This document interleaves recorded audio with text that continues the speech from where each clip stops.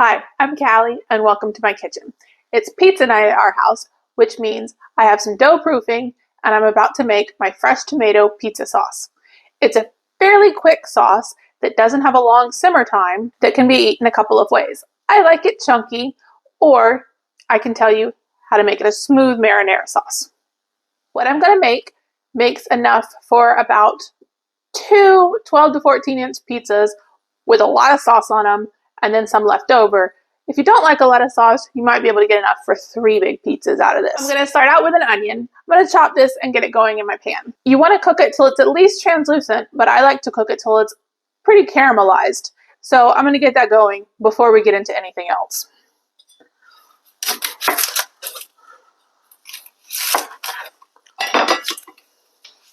When I peel an onion, I like to get the peels away from my face as quickly as possible. So I peel it and toss and then get into the onion.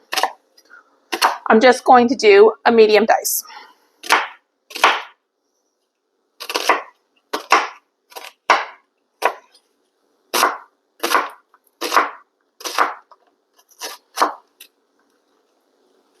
And that just goes right into our preheated pan or pot. I'm just using a 3-quart stock pot because by the time I get the onions in there before they cook down, they're going to need quite a bit of room.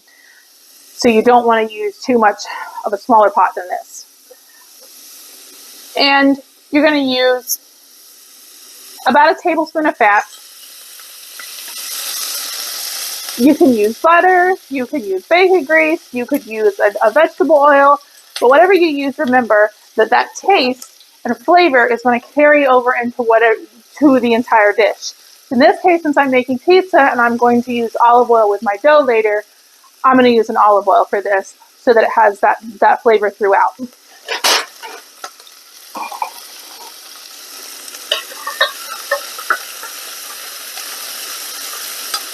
And we're just stirring to keep it from sticking.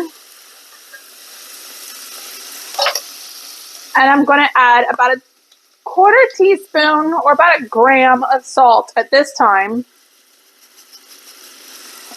because we really want to build that flavor, build layers of flavor really. And if you use salt, a little bit of salt now, you'll end up using less salt over the entire dish.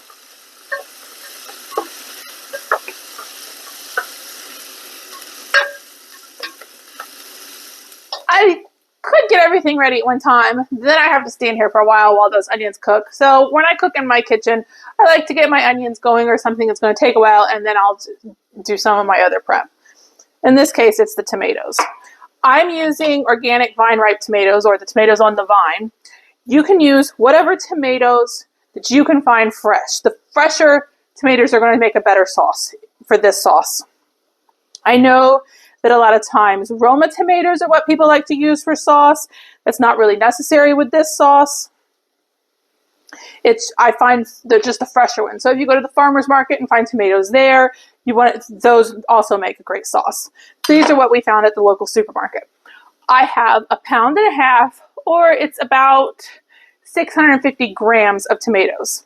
It does not have to be exact because those 6 tomatoes are going to be the same weight and size. And then because I like a chunky sauce and it's going to cook down a lot, I just do a big dice. If you like it finer diced, or if you don't like it as chunky, you can certainly cut it down into smaller sizes. But I find that since it cooks down and I like the big chunks of tomato, I don't need to. And I'm just going to go ahead and chop the other 5 tomatoes. So in case anyone does want to see, on these tomatoes, they don't have a big end on the bloom end. So I just like to chop them in half and then cut out the little bit of white. Instead of digging around the tomato, I like to be able to see it and just chop out as small amount as possible. And in this case, it was just that little bit, and then I have more tomato to work with. So we did start out with already rinsed tomatoes, and we have now finished chopping our tomatoes. We're just keeping an eye on our onions and stirring every couple of minutes or so. If you can see, caramelizing onions really does take a while. So I had plenty of time to chop those 6 tomatoes and not burn this as long as you're stirring it. I like to use elephant garlic because I like garlic, but I don't like peeling garlic. So this is actually about an 18-gram clove of garlic. So it's about the size of a third of a bulb of regular garlic.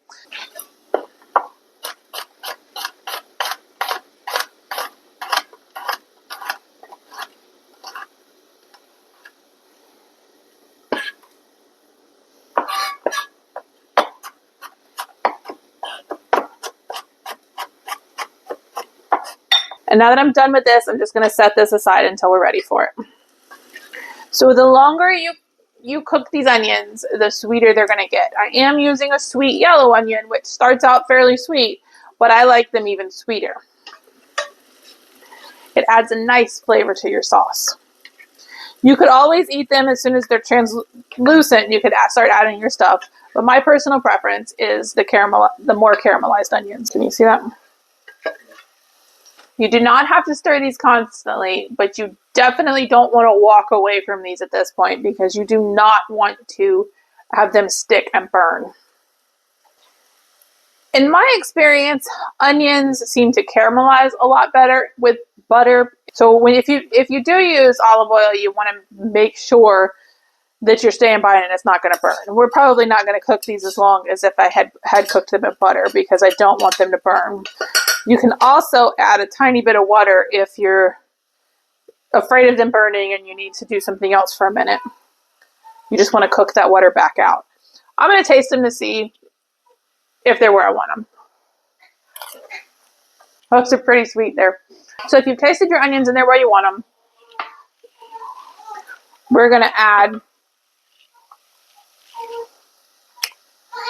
this is 1 teaspoon of basil, 1 teaspoon of oregano, and 1/4 teaspoon of thyme.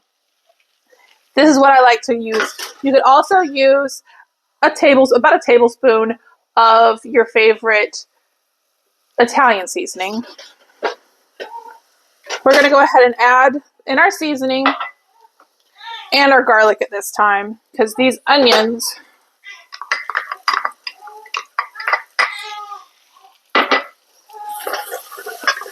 you want to add in your aromatics before these onions burn. And this can probably, you smell this all over. And you only need about a minute and then you can add in your tomatoes.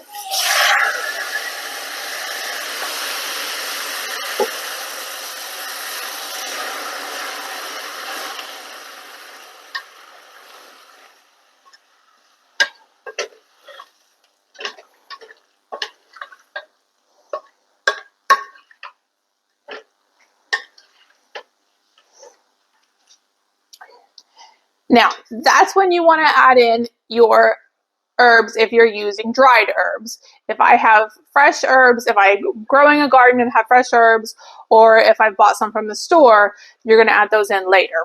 But if you're using the dry, you're going to do a teaspoon of basil, a teaspoon of oregano, and 1/4 teaspoon of the thyme. And we're just going to let that cook down because it sounds like I need to feed a baby. But we're going to keep this stirred.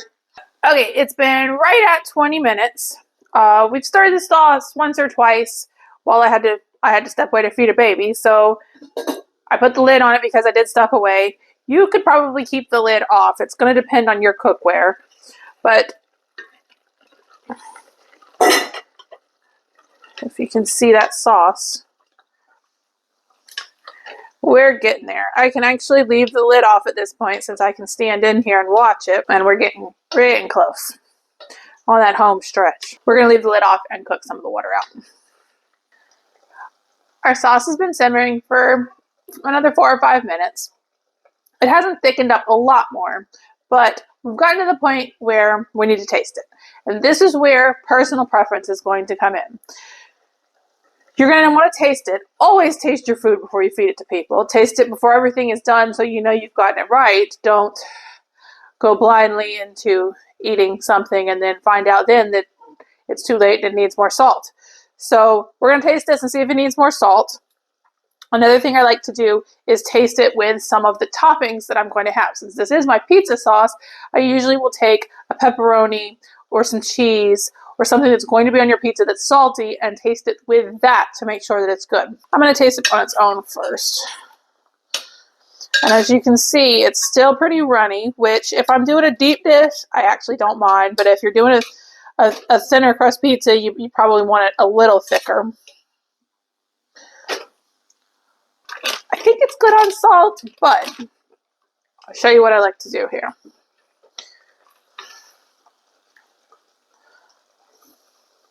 Take a pepperoni and put a little of that hot sauce on there.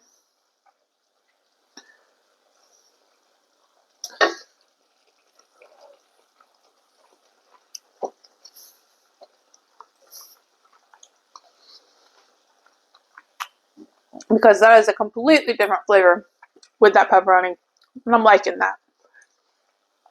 So I don't need any more salt because I think the pepperoni and the cheese that we're going to put on the pizza will wind up being plenty of salt. So that 1/4 teaspoon that we did to begin with is plenty in the end. Now here's where personal preference comes in. Some people like the savory sauce where it's a pretty strong tomato flavor, and some people like sweet sauce. But here's the thing, not everybody that likes sweet sauce realizes that they like sweet sauce. The best comparison I can give is for a chain pizza that everybody in the States would know, is if you like Papa John's sauce, then you like a sweet sauce. In which case, I would start out with a teaspoon of sugar. You can use honey, you can use the plain white sugar, the turbinado. I don't know if I pronounced that right. Turbinado. Sometimes I use pineapple juice because if I'm making a ham and pineapple pizza, I have fresh pineapple juice that I put in there that's sweet. If you're not eating sugar and you want to put some sweetener in there, whatever sweetens it a little, I would start out with a teaspoon of sugar and stir it in, wait a minute, and then taste it again and see if it is the sweetness that you want. I know I'm going to use the turbinado. I'm going to do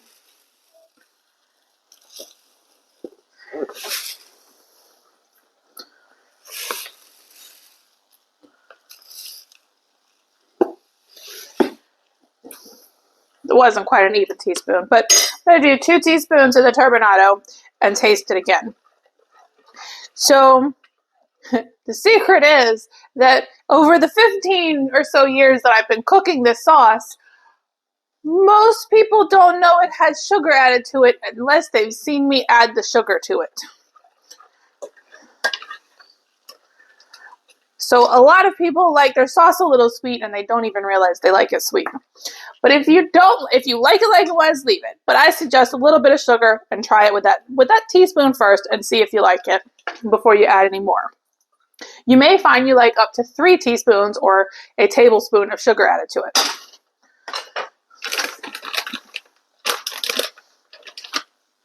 But it is also going to depend on what toppings you use. And then I just like to try it one more time.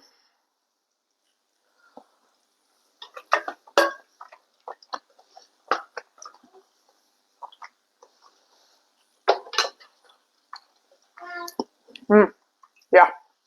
So for me, that's perfect. That's exactly how I like it.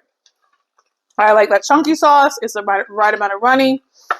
This is how I like it. This is done for me.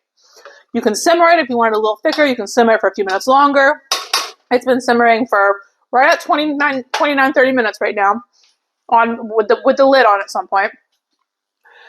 If you like a smooth sauce, you can now let this cool. You can use an immersion blender if you have one. You can let it cool and use something like a Magic Bullet or a NutriBullet once it's cooled now.